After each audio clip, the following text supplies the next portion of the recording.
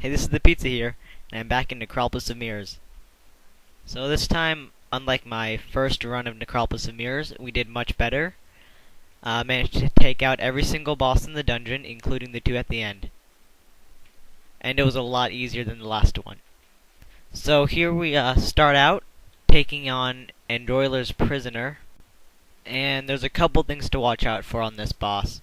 Okay, one, if you pull him, make sure you have most of the mobs in the room already dead, because the first time we tried to take him on, I just cast Rising Tide at Androiler's prisoner, and it pulled about 10 other mobs from the back of the room and killed our party. So that didn't go too well. And another thing is, he has a reflect ability. So he will reflect damage back at you.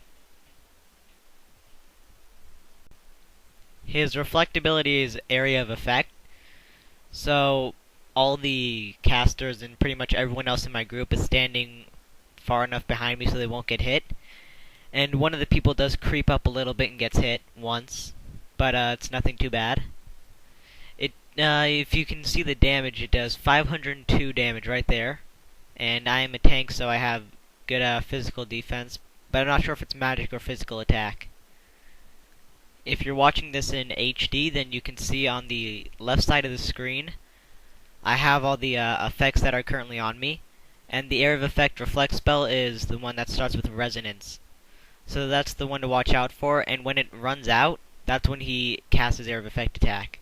So if you can time it well enough, you can try to get everyone to go in and attack him, then pull out just before he casts it, but that's a little risky.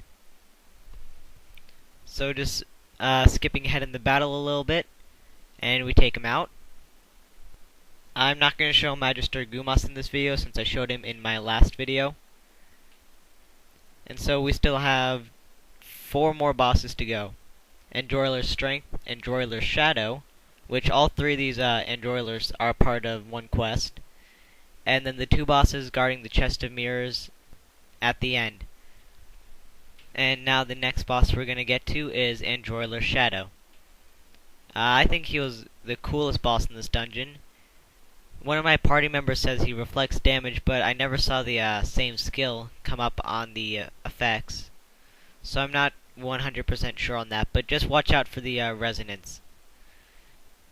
Also be sure to pull the mobs around him before you attack him like all the other bosses, because I'm pretty sure he pulls the mobs in the room with him. Now in just a second here, you'll see what I think makes him so cool. See, he's split into a couple parts there. Sorry about all the windows popping up. I was typing to someone, and something happened where it started recognizing the keys and popping up windows.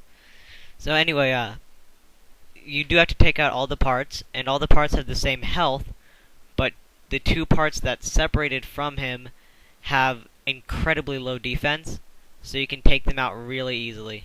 Because you can see those 2 parts just went down very quickly. We have a level 50 mage with us who helped take out those other parts. And make sure to take those other parts out before you finish him off.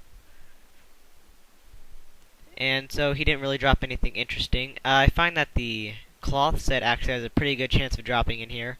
But the plate or chain, I'm not sure which one it is, because I've never seen any parts of it, are very rare. So I've been trying to get the set for this, but no luck so far. And now here's Androiler's Strength, kind of the least interesting of all the bosses. He's your typical boss, you know, just take him down. He spawns a couple adds at 50%, and he has a frontal AoE, which is Formation Breaker. It's got a shorter cast time than Dark Power Release, but it's still just enough to silence if you can catch it.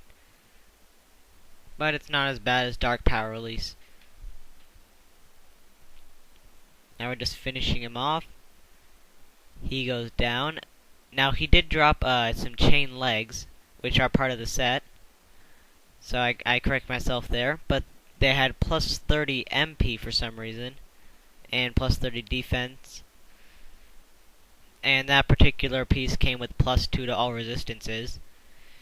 And the reward for the entire set is kind of disappointing. It's just a plus 9 aggro increase, which you can get a much higher aggro increase from using a couple simple skills, and a +8 to all attributes. Now I have a hat that gives me +8 to all attributes, which dropped from Ankalon and Forsaken Abbey. So I don't really need that at all. What I'm really looking for is stamina, since I'm tanking most of the time. And so now you see the bosses that we just got totally killed at the last time. They're not too much trouble this time because we had a very good level 50 mage who was able to silence all the dark power releases and just thunderstorm all the ads when they spawned. And now, the real treasure of this dungeon doesn't really drop from the bosses. It's in the chest of mirrors in the center of the pit there. So we just killed Kodramon, now we're fighting Kodramar, and there's no real distinguishable difference between the two. They both spawn a bunch of level 36 non-elite ads. They both have dark power release, and the only real difference is their coloring. So if you can take out one, you can pretty much take out the other. And I was actually in another group before this video, where we took out both of them at the same time. So it is possible, you just need either a really good group or a really high level group. And so you can see it just spawns a whole ton of ads. You just need to be able to be ready and take them out when they come. So we're taking them out pretty fast. You can see our mage chucking in those fireballs. And now he goes into frenzy mode.